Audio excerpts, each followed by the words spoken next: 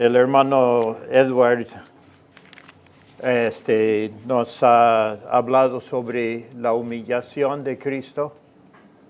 ¿Se acuerda, hermanos, acerca de esto? Y se acuerda, hermanos, que Él se humilló a sí mismo, tomando forma de siervo, haciéndose obediente hasta la muerte y la muerte de cruz. ¿No es así? O sea que Él es el quien se humilló a sí mismo. Sin embargo, pasó por situaciones humillantes, podríamos decir. Él mencionó no sé si fue el texto de la Biblia, pero a lo menos este pensamiento, y quiero verlo primeramente en el Evangelio de Marcos, y el capítulo 14, Marcos capítulo 14, y el versículo 65. Dice, hablando de nuestro Señor Jesucristo, dice, y algunos comenzaron a escupirle y a cubrirle el rostro y a darle de puñetazos y a decirle, profetiza, y los alguaciles le daban de bofetadas. O sea que una situación muy humillante, ¿no les parece?, para el Hijo de Dios.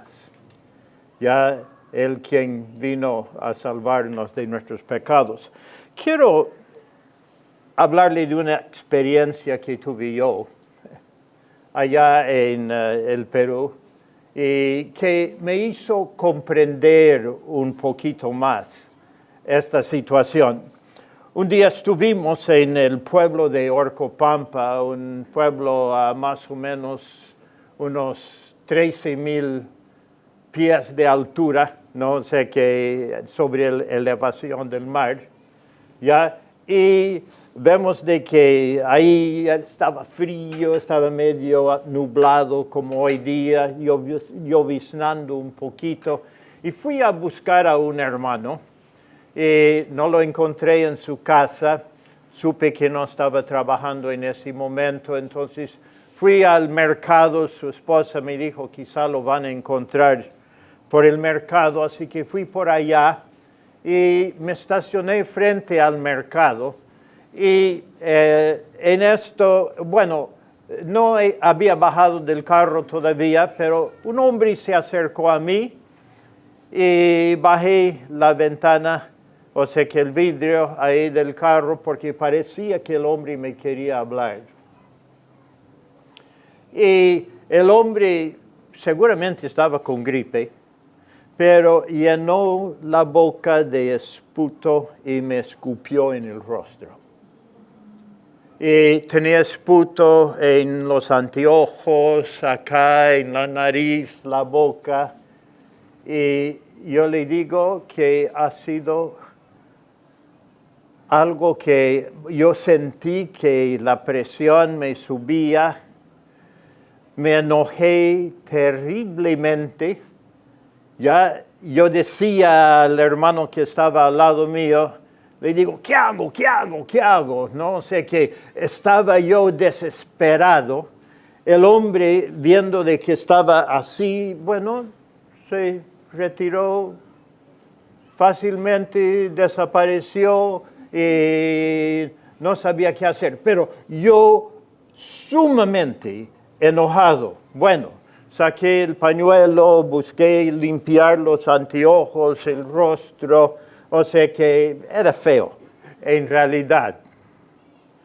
Y yo decía al hermano, ¿qué hacemos? ¿Qué hacemos ahora? ¿Qué hacemos ahora? O sea que mi corazón estaba lleno de venganza. Y después pensé, ¿quién es Él que me escupa a mí en mi rostro? Y cuando pensé de esto, pensé en Jesucristo. Y entonces tuve que decir, ¿quién soy yo? ¿No? ¿Quién soy yo? ¿Ya? pensé de Jesucristo y Rey de Reyes, Señor de Señores, Creador del universo, Él quien nos amó tanto, que vino a este mundo a sacrificar su vida por nosotros, para hacernos herederos de Dios, levantarnos. Y pensando en Jesucristo, ya comencé a dar gracias a Dios. O sea que todo cambió, todo cambió. Ya, y comencé a alabar a Dios. Y quiero decirles, hermanos, que esta es una de las experiencias más preciosas de mi vida. Ya, esta experiencia es que por fin, podríamos decir, uno llega a ver a Jesucristo. Y entonces, nosotros, hermanos, cuando vemos a Jesucristo, entonces, ¿quién soy yo?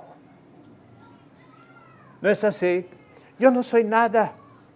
No soy nada en comparación con Él. Él se humilló hasta la muerte y muerte de cruz. Y antes de esto, lo escupieron en su rostro. Y Jesucristo dijo, después de esto, dice, veréis los cielos abiertos.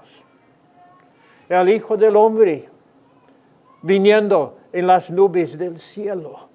Y pensé en esta majestad de nuestro Señor Jesucristo cuando Él viene en ese día y Él estaba dispuesto a sufrir esto por causa de nosotros. Entonces, hermanos, teniendo esto en cuenta, lo que yo quiero decir es, gracias a Dios. Gracias a Dios. Y que todos nosotros podemos observar a Jesucristo, saber quién es y realmente darle gracias por lo que Él ha hecho por nosotros. Yo fui humillado en ese momento, pero humillado para ver a Jesucristo. Entonces, por esto damos gracias a Dios. Quizá podemos ver una porción de las Escrituras, el Evangelio de Mateo, y el capítulo 16. Y vamos a leer desde el versículo 13.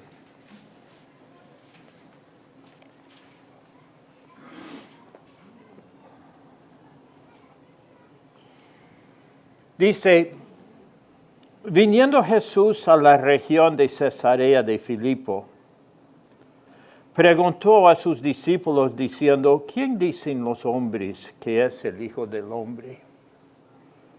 Ellos dijeron, unos Juan el Bautista, otros Elías, y otros Jeremías o alguno de los profetas. Y él les dijo, ¿y vosotros quién decís que soy yo? Respondiendo Simón Pedro dijo, tú eres el Cristo, el Hijo del Dios viviente. Había captado algo, Pedro, ¿no les parece? Había captado, tú eres el Cristo, el Hijo del Dios viviente. Y dice, entonces le respondió Jesús, bienaventurado eres Simón, hijo de Jonás, porque no te lo reveló carne ni sangre, sino mi Padre que está en los cielos. Bienaventurado. Los que llegan a entender quién es Jesucristo, ¿qué nos dice? Bienaventurados. Bienaventurados. Felices. Los que llegan a entender quién es Jesucristo. ¿Quién es? Él es el Cristo, el que fue prometido desde el libro de Génesis. O sea que desde el huerto de Edén ya se prometió de que iba a venir uno, nacido de mujer, que iba a pisar la cabeza de la serpiente, iba a librarnos de la maldición, del pecado. Ya Él es el Cristo, aquel quien fue prometido que iba a traer bendición a todas las familias de la tierra. No, Él es el Cristo, el Hijo del Dios viviente. Si podemos comprender en realidad esta verdad, ¿quién es Jesús? Es el Cristo, el Hijo del Dios viviente. Y nos dice acá, Jesús dice a él, bienaventurado eres, Simón, hijo de Jonás, porque no te lo reveló carne ni sangre, sino mi Padre que está en los cielos. Y yo también te digo que tú eres Pedro, y sobre esta roca edificaré mi iglesia, y las puertas del Hades no prevalecerán contra ella. Quizá debo de preguntarles a ustedes, ¿cuántos de ustedes han sido antes católicos? ¿Cuántos han sido católicos? ¿Algunos? ¿Ya? ¿Casi todos? ¿Casi todos? ¿Qué dicen los católicos de este versículo?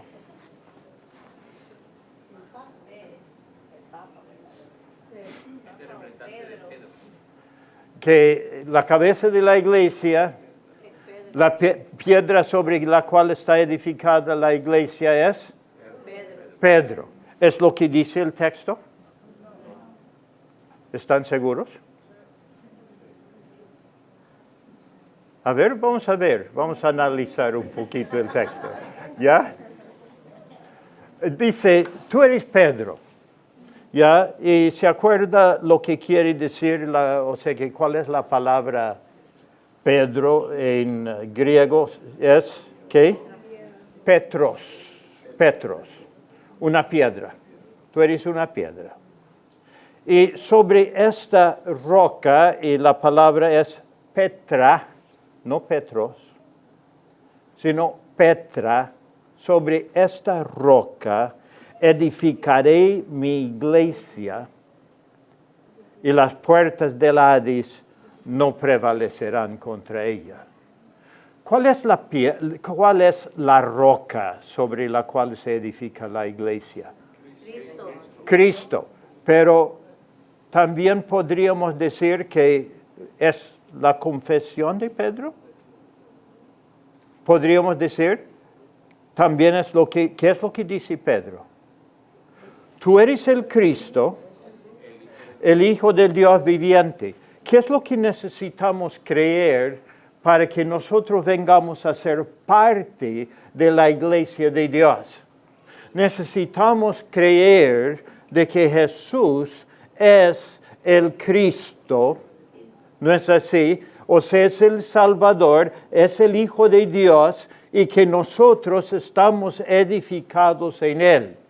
Y quiero primeramente hablar un poquito acerca de Petros, ¿ya? Pedro, ¿ya? ¿Qué es lo que dice Pedro de sí mismo?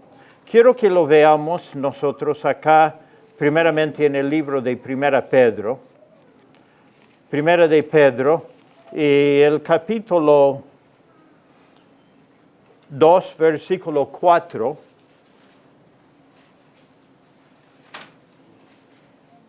dice así, dice, acercándoos a Él, piedra viva, desechada ciertamente por los hombres, mas para Dios escogida y preciosa.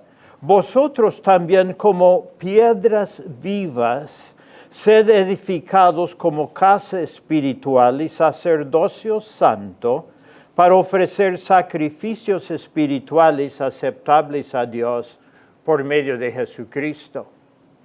Por lo cual también contiene la Escritura, he aquí pongo en Sión la principal piedra del ángulo, escogida preciosa, y el que creyere en él no será avergonzado. Para vosotros, pues, los que creéis en Él, Él es precioso. Pero para los que no creen, la piedra que los edificadores desecharon, ha venido a ser cabeza del ángulo y piedra de tropiezo y roca que hace caer porque tropiezan en la palabra, siendo desobedientes, a lo cual fueron también destinados. Ahora, nosotros, hermanos, ¿qué somos nosotros en la construcción de Dios? Piedras vivas.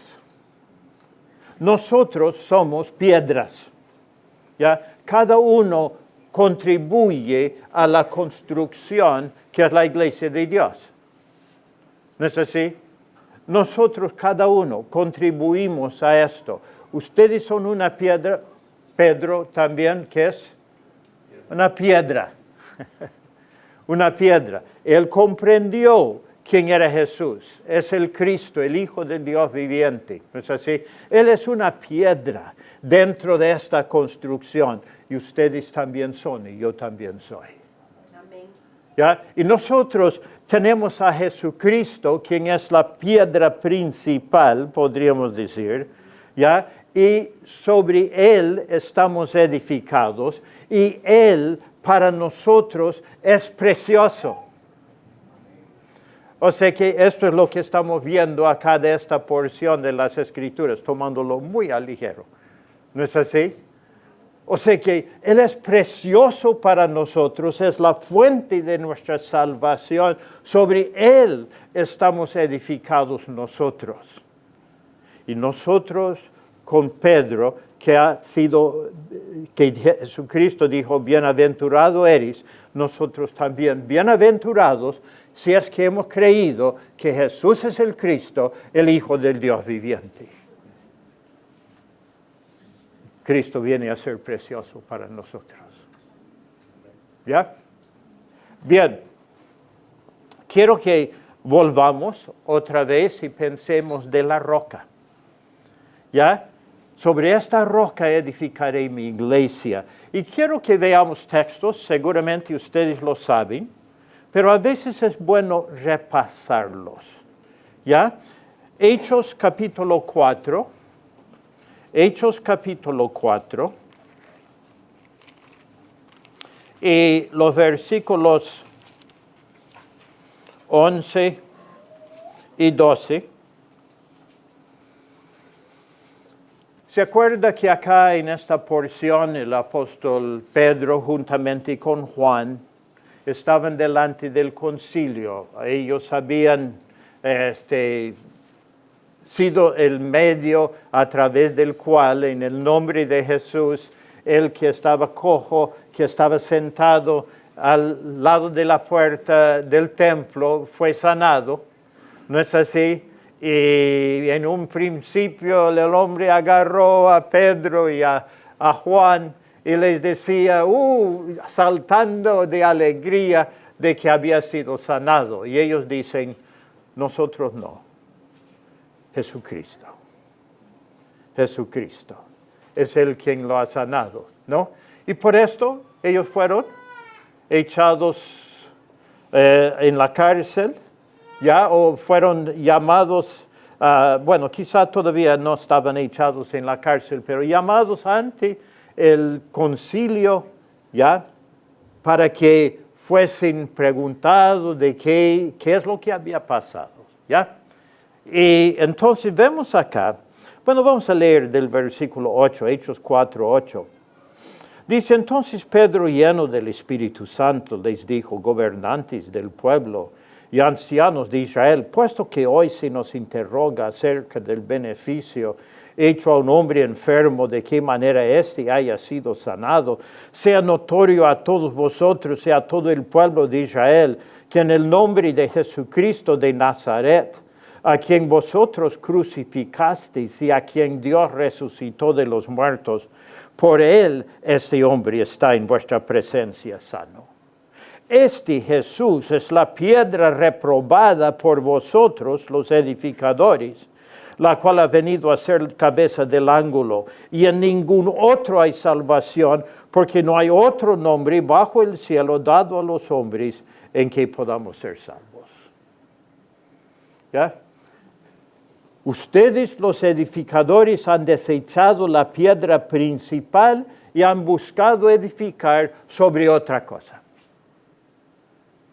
Dicen, no sé si la historia es cierta o no, pero dicen que cuando estaban construyendo el templo, o no sé si era la construcción del templo o la reconstrucción del templo en Jerusalén, que tenían ellos que traer de las canteras las piedras ya preparadas para que cuando estaban edificando el templo no se levantara golpes, podríamos decir, ya preparados las piedras para toda la construcción. Y llegó una piedra que parecía ser desigual. Y los edificadores lo desecharon. Y cuando llegaron al final de la cúpula, encontraron que la piedra que debería de ser la piedra central faltaba. Y fueron y encontraron esta piedra que les parecía desigual y entró exacto en el lugar. Y es lo que sostiene toda la construcción.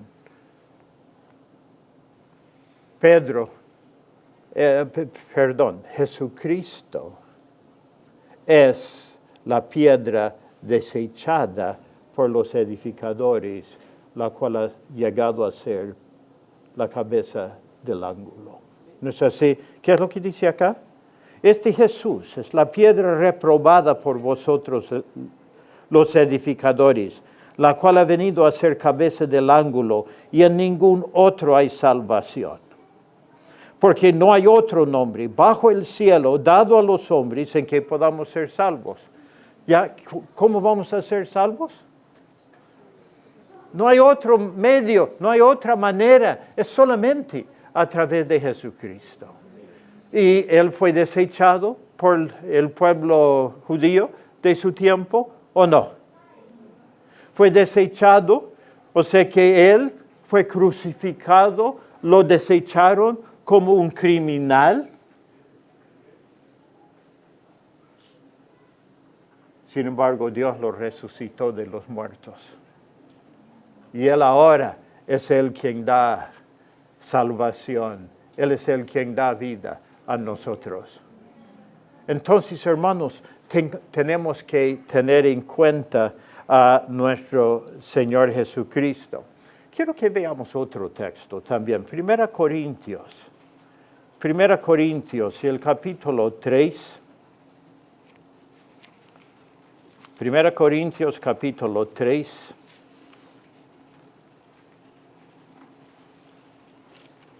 Y el versículo 10 dice, acá escribe el apóstol Pablo, dice, conforme a la gracia de Dios que me ha sido dada, yo como perito arquitecto puse el fundamento y otro edifica encima, pero cada uno mire cómo sobreedifica, porque nadie puede poner otro fundamento que el que está puesto, el cual es Jesucristo. Nadie puede poner otro fundamento que el que está puesto. Está puesto por Dios. ¿No es así? ¿El cual es? Jesucristo. ¿Ya? Entonces Pedro es la piedra sobre la cual la iglesia está construida, ¿o no? No, Jesucristo es la piedra sobre la cual la iglesia está construida. Hay otros textos en las Escrituras que hablan acerca de esto. Y que nosotros sepamos con seguridad, ¿ya? Con seguridad de que es Jesucristo y no Pedro, ¿ya? Sobre esta roca edificaré mi iglesia. y las puertas del Hades no prevalecerán contra ella. Que Dios nos ayude a entenderlo y a vivir en este conocimiento de que Jesucristo es la base de nuestra salvación. Bueno, quiero que volvamos a Mateo 16. Y dice, y a ti te daré las llaves del reino de los cielos. ¿A quién está hablando? ¿A quién está hablando Jesucristo acá? Versículo 19. Dice, y a ti te daré las llaves del reino de los cielos. Y todo lo que atares en la tierra será atado en los cielos. Y todo lo que desatares en la tierra será desatado en los cielos. ¿A quién está hablando?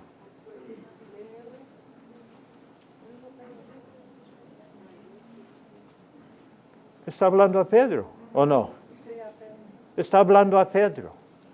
A ti te daré la llave del reino de los cielos y todo lo que atares en la tierra será atado en los cielos.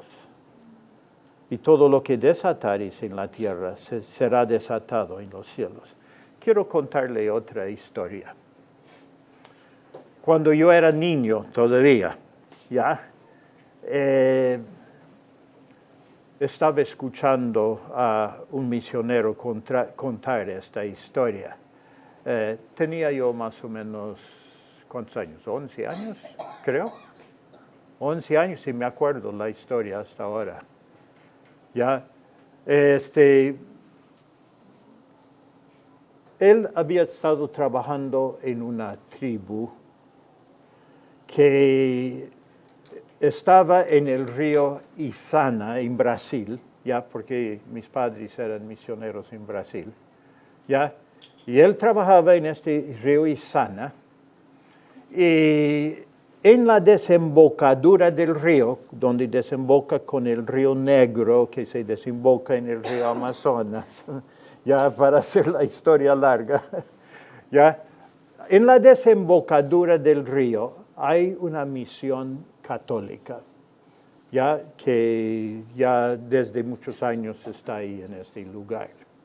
Pero en el río Isana hay dos tribus, hay el tribu Nengatú y el tribu Banigua. Y en los dos tribus ha entrado el evangelio con fuerza. Ya Dios ha traído a estas personas a creer en el Señor Jesucristo y entonces ya prácticamente muchos de la tribu han llegado a conocer a Jesucristo como su Salvador.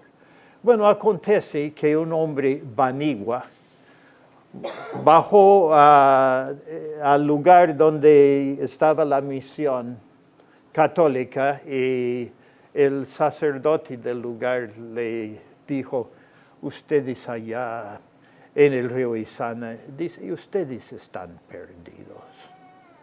Nosotros acá tenemos la llave del reino de los cielos.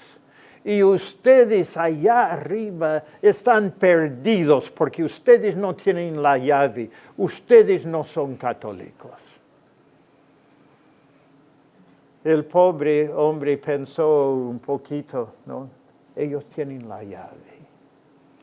¿Qué será esta llave? Allá donde él vive, las casas no tienen ni paredes. Tienen su techo, tienen sus postes que sostienen el techo, pero ni paredes tienen. Entonces, ¿qué necesidad hay de llaves? Pero el hombre pensó un poquito y después dijo, ustedes quizá tengan la llave, pero yo tengo la puerta.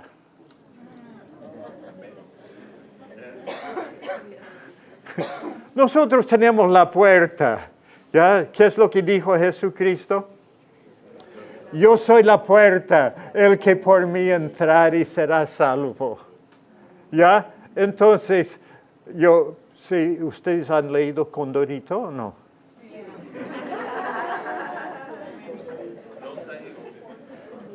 ¿Qué diría Condorito? Plop.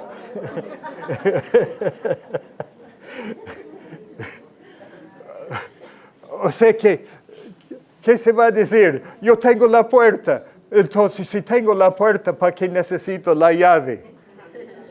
¿No es así? La puerta es mía. Yo puedo entrar. Jesucristo me invitó a entrar.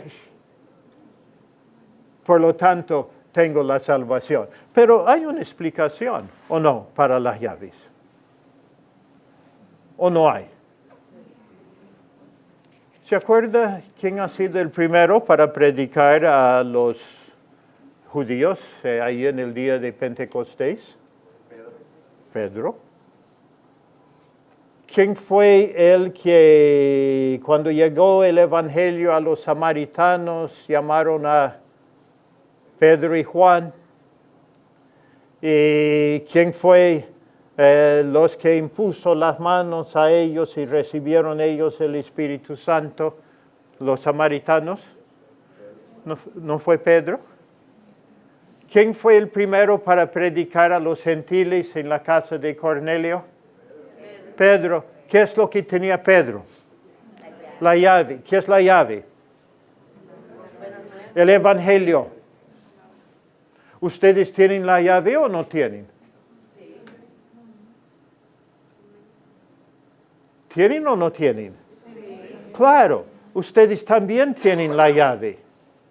¿Ya? Ustedes tienen el mensaje que trae las personas al conocimiento de Jesucristo, ¿o no? Tienen el mensaje. Entonces nosotros con esta llave, ya nosotros tenemos que ir y abrir el reino de los cielos a las personas, ya a través de la predicación del Evangelio. Y gracias a Dios, Dios obra en el corazón de las personas y vienen a conocer la salvación que es en Jesucristo. Entonces, hermanos, es interesante, yo creo, esta porción de las Escrituras. Pero vamos más adelante. Versículo 20. Entonces mandó a sus discípulos que a nadie dijesen que él era Jesús, el Cristo. ¿Y por qué dijo esto? ¿Ya? Les dijo que no digan a nadie que Jesús era el Cristo. Y quiero para esto que veamos el capítulo 12 de Mateo. Capítulo 12 y el versículo 38. Dice, entonces respondieron algunos de los escribas y de los fariseos diciendo, Maestro, deseamos ver de ti señal. Él respondiendo les dijo, la generación mala y adúltera demanda señal. Pero señal no le será dada sino la señal del profeta Jonás. Porque como estuvo Jonás en el vientre del gran pez 3 días y 3 noches, así estará el Hijo del Hombre en el corazón de la tierra 3 días y 3 noches. Jesús hizo muchas señales. ¿O no? ¿A cuántos ha sanado? ¿A cuántos ha perdonado sus pecados?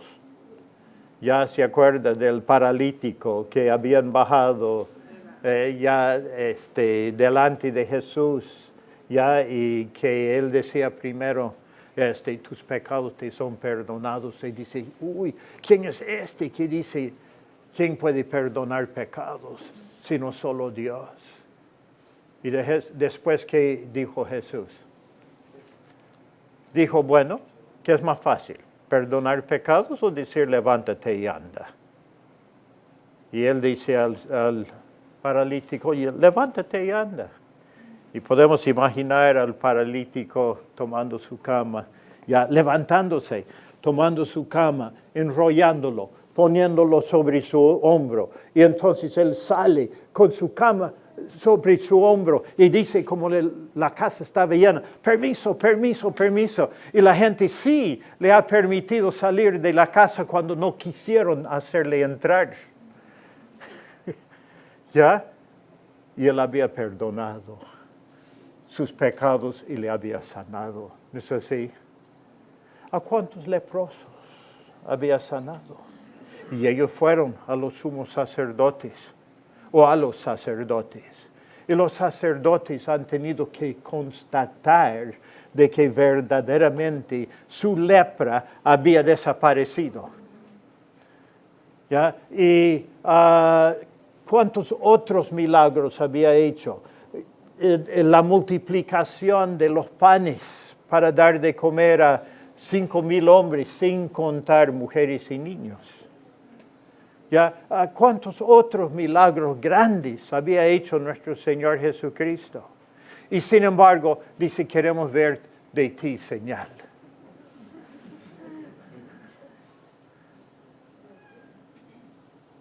Pero había una señal que faltaba. ¿Y cuál era la señal? La señal de Jonás. ¿Cuál era? Después de que ellos lo habían desechado, después de que ellos lo habían dado muerte a Jesucristo, Dios lo resucitó delante de ellos. Y ¿se acuerdan los soldados que han ido a decir a los sacerdotes, ha resucitado? ¿Qué podemos decir? La piedra ha sido removida, vinieron ángeles del cielo, removieron la piedra, no está el muerto ahí. Pero estaba su ropa.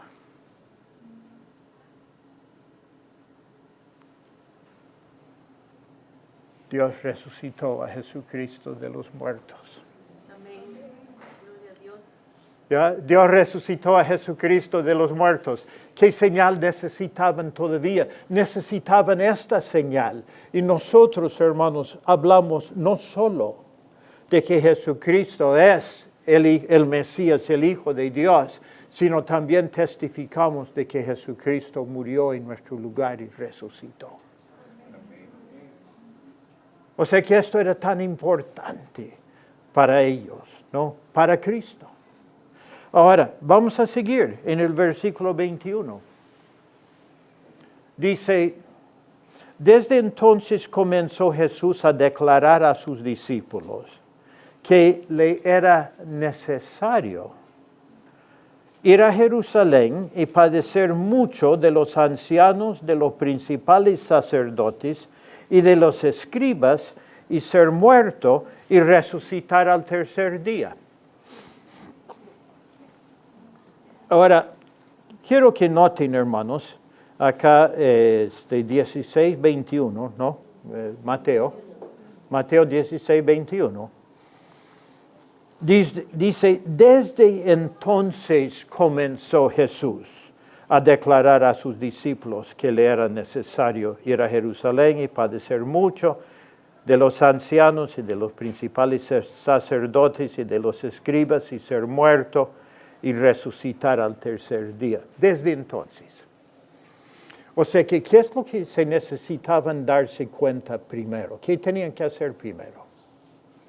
Reconocer que Jesús es el Cristo, el Hijo de Dios. Pero ¿qué tenía que hacer el Cristo? El Cristo tenía que padecer, morir y resucitar. ¿Ya? El Cristo tenía que morir, sufrir, pero resucitar al tercer día. Es ahí donde Jesús comienza, cuando ya ellos reconocen quién es Él. Entonces es ahí donde comienza a decir, ahora voy a morir. Es necesario que el Cristo muera. ¿Por qué era necesario? Porque Él tenía que pagar el precio de nuestros pecados. Nosotros estamos sentenciados a muerte por nuestros pecados. Y Jesucristo pagó el precio, muriendo en nuestro lugar, pero no quedó muerto. Resucitó. Vive. Vive. ¿Ya? Entonces, hermanos, tengamos presente esto. Ahora, ¿los discípulos entendían esto todavía? No, hermanos. Vamos a verlo. Versículo 22. Entonces Pedro, tomándolo aparte, comenzó a reconvenirle diciendo, Señor, ten compasión de ti. En ninguna manera esto te acontezca. Pero él, volviéndose, dijo a Pedro, quítate de delante de mí, Satanás.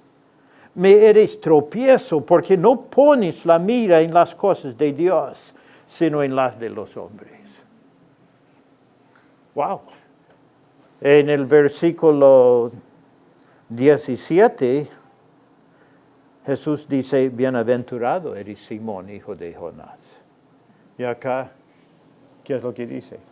Quítate de delante de mí, Satanás. ¿Qué es lo que quería Pedro para Jesús? Tú eres el Cristo. Ya, así que ya no vas a tener que sufrir, vas a reinar. Tu reino va a ser glorioso, va a ser grande. Ya, y nosotros vamos a estar contigo. Qué alegría que vamos a estar ahí. ¿Te has olvidado, Pedro? Hay una cosa primero. Hay una cosa primero. Tengo que sufrir por tus pecados. No puedo tener compasión de mí. Es lo que él está diciendo. No puedo tener compasión de mí. La voluntad de Dios es de que yo muera en este lugar. ¿Te acuerdas del sufrimiento de Jesús ahí en el huerto de Getsemaní? ¿Se acuerda de este sufrimiento ahí? Nos dice de que Jesús estaba en agonía, gran agonía, que su sudor era como grandes gotas de sangre que caían a la tierra. Y él oraba intensamente a su Padre y decía, Padre, si quieres, pase de mí esta copa, pero no se haga mi voluntad, haga la tuya. O sea que vemos nosotros ahí a Jesucristo en gran sufrimiento. No era fácil. No era fácil para Él tomar esta carga de nuestros pecados, tus pecados, mis pecados. Yo pienso de la cosa peor que he hecho en la vida. Jesucristo lo llevó sobre sí. Piensa de la cosa peor que has hecho. Jesucristo lo llevó sobre sí, más todos los demás pecados. Además de esto, los pecados de todos los creyentes que estaban sobre él en aquella cruz. ¡Qué carga tan inmensa llevó Jesucristo sobre sí! Y sin embargo, ¿qué es lo que dice Jesús? No se haga mi voluntad, sino la tuya.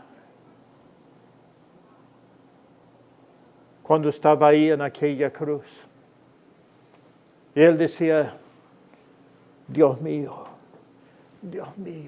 ¿por qué me has desamparado? ¿Por qué estás tan lejos de mi salvación? O sea que pensamos del Salmo 22, ¿no? Salmo de angustia. donde nuestro Señor Jesucristo ha llevado esta carga pesada. Era pesada, hermanos. Los cielos se oscurecieron, nos dice, durante estas últimas 3 horas en que Jesucristo estuvo ahí en esa cruz. La agonía era grande. Mientras Él pagaba nuestros pecados, era necesario para nuestra salvación. Y nosotros tenemos que reconocer de que era necesario este sufrimiento de Jesucristo en nuestro lugar. Su humillación, de que lo escupan en el rostro, de que lo abofeteen, de que lo azoten. O sea que todo esto era necesario para que nosotros pudiéramos tener la salvación. Entonces, ¿qué es lo que dice acá el Señor Jesucristo? No miras las cosas de Dios, sino las de los hombres.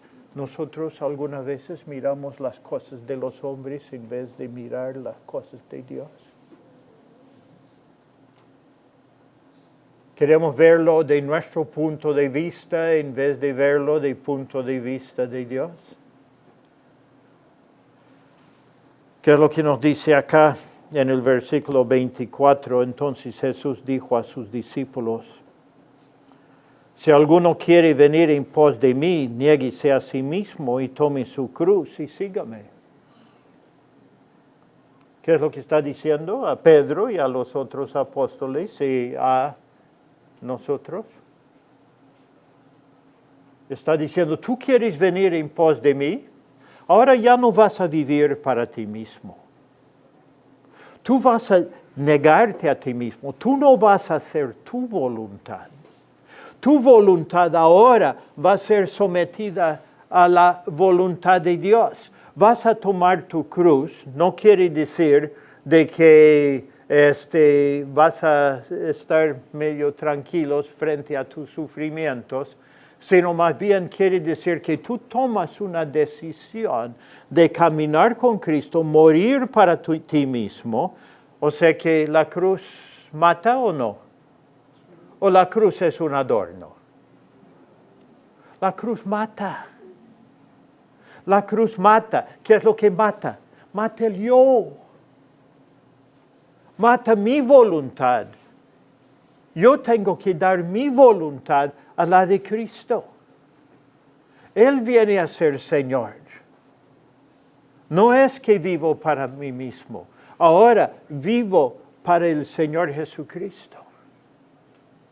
Si alguno que dice acá, entonces Jesús dijo a sus discípulos, si alguno quiere venir en pos de mí, niéguese a sí mismo y tome su cruz y sígame. Tú tienes que morir para ti mismo. Y el 25, porque todo el que quiera salvar su vida, la perderá. Y todo el que pierda su vida por causa de mí, la hallará. ¿Hasta qué hora tenemos, hermanos? ¿Cómo? ¿Cómo?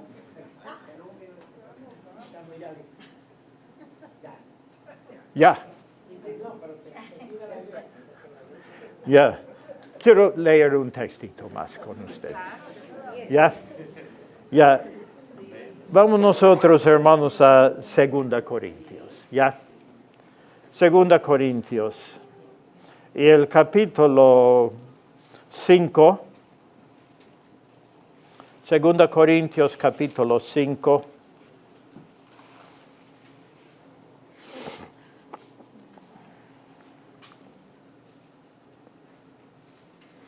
y el versículo 11. Dice así, conociendo pues el temor del Señor, persuadimos a los hombres. Pero a Dios le es manifiesto lo que somos y espero que también lo sea a vuestras conciencias. No nos recomendamos pues otra vez a vosotros, sino os damos ocasión de gloriaros por nosotros, para que tengáis con qué responder a los que se glorían en las apariencias y no en el corazón. Porque si estamos locos, es para Dios. Y si somos cuerdos, es para vosotros, porque el amor de Cristo nos constriñe, pensando esto, que si uno murió por todos, luego todos murieron. Y por todos murió para que los que viven ya no vivan para sí, sino para aquel que murió y resucitó por ellos. Algunos decían que Pablo era un fanático. Era loco, estaba loco, ya, un loco. Tenía un solo pensamiento, su pensamiento era hacer la voluntad de Dios. Ya había muerto para sí mismo y quería servir a Cristo. Y dice acá, es el amor de Cristo, el amor que Cristo ha puesto dentro de mi corazón, que me hace querer de que ustedes también escuchen este mensaje, esta salvación. Los demás que escuchen también el mensaje de salvación. Por todos murió para que ya no vivamos para nosotros mismos, sino para aquel que murió y resucitó por ellos. Jesucristo murió por ti. ¿Sí? Resucitó por ti. Entonces tú no debes de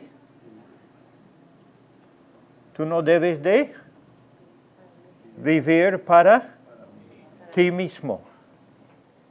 ¿No es así? Tú no debes de vivir para ti mismo. Debes de vivir para aquel quien murió y resucitó por ti. O sea que mi vida ya no es mía. Mi vida ya no es mía. Ya he muerto. He resucitado a una vida nueva. Es una vida de Jesucristo en mí, en el cual ahora quiero vivir, no para mí. Quiero vivir para Jesucristo. Y esto me lleva a querer también anunciar el mensaje de salvación, para que ellos también escuchen, conozcan a Jesucristo, quien es el Cristo, el Hijo de Dios, el quien murió y resucitó por nosotros. Que Dios nos bendiga, hermanos, nos lleve adelante en el camino del Señor y que no vivamos para nosotros mismos, ¿ya? No vivan para sí mismos. Trae tristeza, hermanos. Vivan para Cristo. El gozo está en vivir para Cristo. Que Dios te bendiga.